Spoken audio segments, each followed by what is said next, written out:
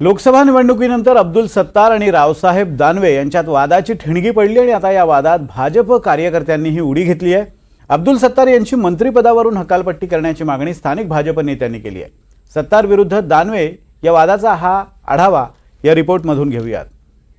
तारीख निश्चित केल्या जाईल आणि रावसाहेब दानवे साहेबांच्या साक्षीने मी ती टोपी काढायच्या कार्यक्रमाचं निमंत्रण आलं मी जाणार।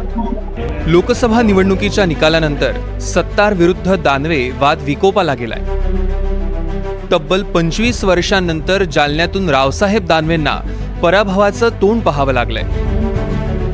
अब्दुल सत्तारांनी महायुती धर्मावर पाणी सोडून दानवेंविरोधात काम केलं, पण हीच बाब त्यांनी जाहीरपणे व्यक्त केल्यानं वादाची ठिणगी पडली।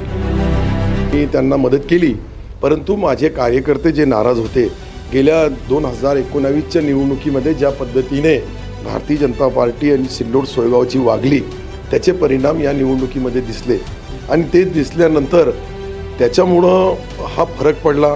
परंतु एकंदरीत पाहिलं तर भोकरदन मतदारसंघामधली बी लोकसभा एकटी भोकरदनवर बी असते तरी 1400 मताने मला वाटतं भोकरदन विधानसभेमध्ये ही कमी आहे खासदार रावसाहेब पाटील दानवे साहेब। म्हणून कुठेतरी सोशल मीडियावर जी चर्चा होती त्या चर्चेमध्ये काही तथ्य आहे, परंतु सत्य नाही। हा काही कोणी एका माणसामुळे पराभव नाही झाला। खरं तर यश मिळाल्याचं आपल्या बाजूने कोणी घ्यायचा प्रयत्न करत असतं, अपयशाचं धनी कोणीच नसतं। रावसाहेब दानवेंनी पराभवाचं खापर कुणावरही न फोडण्याचा निर्णय घेतलाय, पण दानवेंच्या पराभवामुळे अब्दुल सत्तारांनी 5 वर्षांपूर्वी घेतलेली शपथ पूर्ण झाली।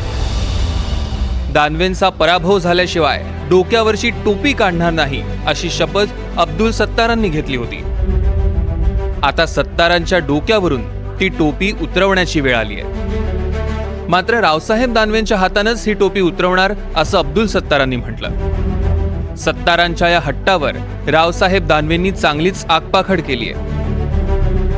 तुम्ही जे टोपीचा पण केला होता, आता तो पण पूर्ण झालाय का?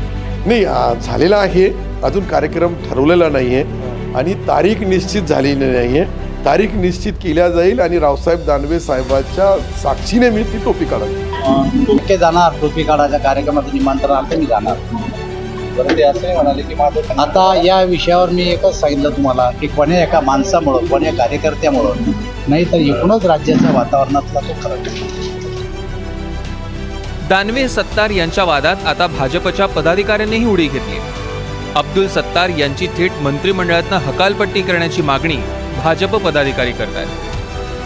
नुकत्याच देशात पार पडलेल्या लोकसभा निवडणुकीत अब्दुल सत्तार यांनी युती धर्म न पाळता विरोधात काम केलं। त्यांचे विरोध करण्यात तसं तेवढा फरकही पडत नाही, तेवढी त्यांची लायकी नाही, पण वारंवार नो स्टॉप करणे, युतीच्या विरोधात बोलणे, आमचे नेते आदरणीय रावसाहेब पाटील दानवे यांच्या विरोधात बोलणे हे काही योग्य नाही। म्हणून मी आदरणीय प्रदेशाध्यक्ष चंद्रशेखरजी बावनकुळे यांना पत्र पाठवून त्यांची या मंत्रिमंडळातून हकालपट्टी करा अशी मागणी केली आहे। दानवे आणि सत्तार वाद आता कुठपर्यंत जाणार हे सांगणं कठीण आहे, पण या वादावर शिंदे फडणवीसांना वेळीच तोडगा काढावा लागणार आहे, अन्यथा हाच वाद महायुतीच्या बिघाडीचं कारण ठरू शकतो। 2019च्या विधानसभा निवडणुकीच्या वेळी अब्दुल सत्तार भाजपमध्ये जाण्यासाठी इच्छुक होते। याचवेळी देवेंद्र फडणवीस देखील यासाठी आग्रही होते। मात्र सिल्लोडच्या स्थानिक भाजप पदाधिकाऱ्यांनी सत्तार यांच्या प्रवेशाला विरोध केला आणि त्यामुळे हा प्रवेश रखडला होता। तेव्हापासून भाजप पदाधिकारी हे नेहमीच सत्तारांच्या विरोधात पाहायला मिळाले। पुढे महाविकास आघाडीचं सरकार आलं आणि त्यामुळे भाजप पदाधिकाऱ्यांचा रोष कुठेतरी कमी झाल्याचं पाहायला मिळालं।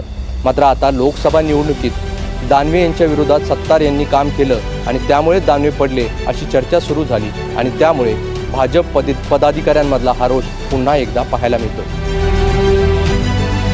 मोहसिन शेख, NDTV मराठी, जालना।